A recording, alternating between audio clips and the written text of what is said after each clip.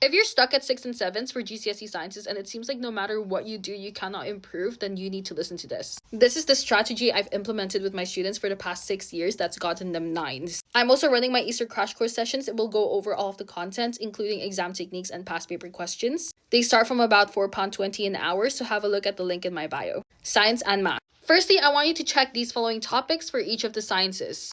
To check, ideally, you would use exam questions, so you can use like topic questions from Physics Math Tutor, Cognito, Save My Exams, whatever.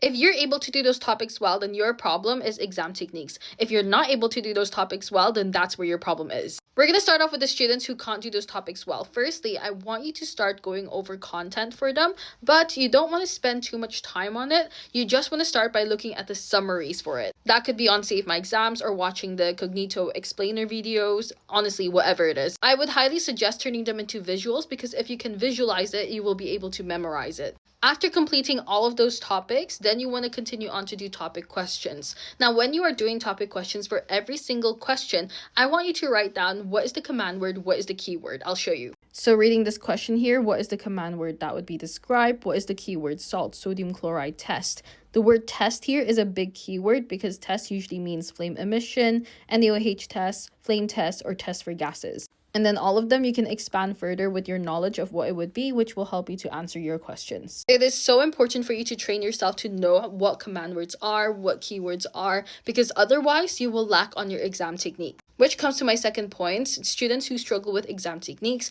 you want to start by doing past paper questions because you probably already know the knowledge, but you don't know how to answer the questions properly. So look at past paper questions, ask yourself for each question, what is the command word, what is the keyword? If you didn't see the one before, it's like this. So write down what the command word is, write down what the keyword is. In this case, it's salt, sodium chloride test, and then expand on the keywords. I would also highly suggest watching YouTube walkthroughs of past paper questions.